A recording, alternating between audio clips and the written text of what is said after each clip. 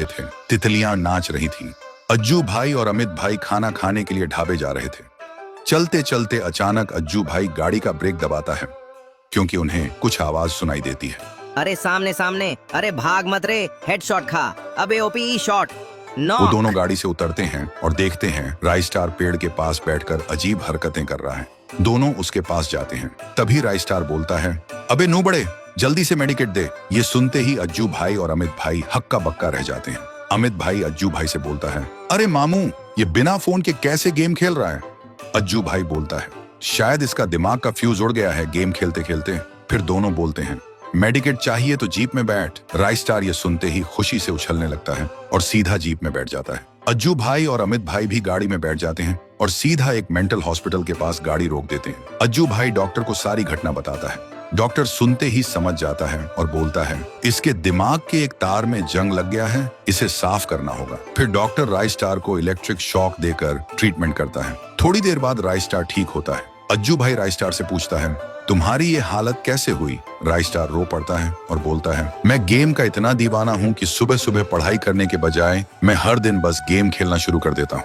एक दिन मैं बड़े मजे से गेम खेल रहा था, तभी मेरी मॉम आई और बोली, तुझे टाइम का भी ख्याल है? स्कूल कौन जाएगा जब देखूं बस गेम ही गेम। मैं बोला, ठीक है मॉम, शांत हो जाओ, मैं तैयार होता हूँ। फिर मैं नहाने लगता हूँ। नहाने के बाद स्कूल का ड्रेस पहन के तैयार होता हूँ और नाश्ता करने बैठ जाता हूँ। मम्मी गरम गरम खाना परोसती है, मैं मजे से खाता हूँ। खाना खाने के बाद मैं और मम्मी कार में बैठकर स्कूल के लिए निकल जाते हैं। स्कूल पहुंचते ही मम्मी बोलती हैं, अच्छे से पढ़ाई करना बेटा और गेम का सपना मत देखना। इस उम्र में लड़का लड़की का सपना देखते हैं और तू है कि गेम का सपना देखता है। मैं हाँ में हाँ मिलाता हूँ और मम्मी ताना सुना के चली जाती है।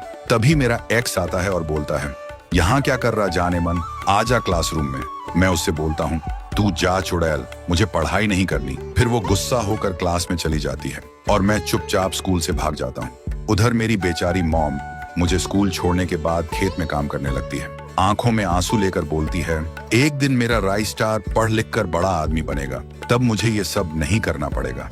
लेकिन मैं स्कूल से दौड़ते दौड़ते घर आता हूँ और तुरंत ग्रैंड मास्टर पुश करने लग जाता हूँ। उधर स्कूल शुरू होता है। टीचर क्लास में आकर सबको घूरता है और बोलता है, आज राइस्टार दिखाई नहीं दे रहा। तभी मेरा एक्स बोलती है, मास्टर जी बेवफा, राइस्टार आज स्कूल बंक किया है। ये सुनते ही मास्टर जी का खून खौल जाता है और मम्मी को कॉल करता है। उधर मम्मी सुकून से काम कर रही थी। फोन की घंटी सुन के मम्मी घबरा जाती है। फिर कॉल रिसीव करती है। मास्टर जी बोलते हैं, बहन जी आज राइस्टार फिर से स्कूल बंक किया। ये सुनते ही मॉम का गुस्सा फट पड़ता है। वो बोलती है, आज उस हराम का पिल्ला को बताती हूँ। फिर मम्मी गाड़ी उठाती है और घर की तरफ निकल जाती है।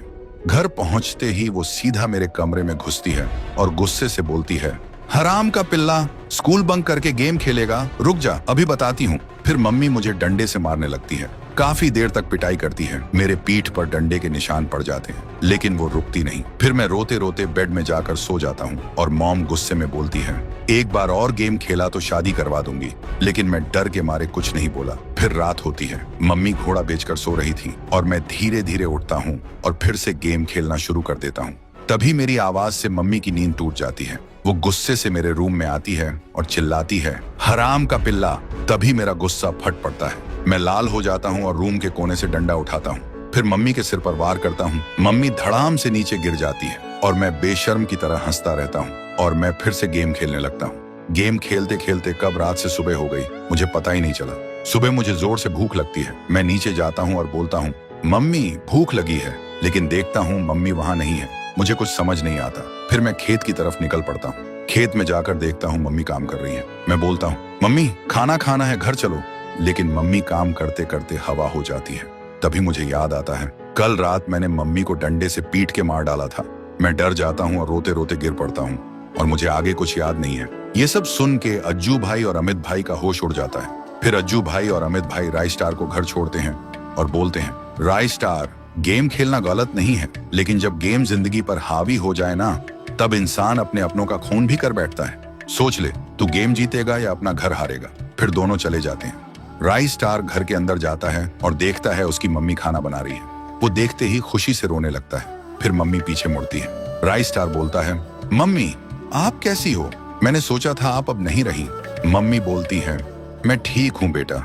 जब तूने मुझे मारा था तब मैं लंगड़ा लंगड़ा के किसी तरह अपने रूम में जाकर सो गई थी। सुबह उठी तो ठीक हो गई। राय स्टार बोलता है, सॉरी मम्मी, आपसे ऐसा कभी नहीं होगा, मुझे माफ कर दो, अब से हर बात मानूंगा। मम्मी रोते हुए बोलती हैं, आई लव यू बेटा। राय स्टार भी रोते हुए बोलता है, I love you too mummy.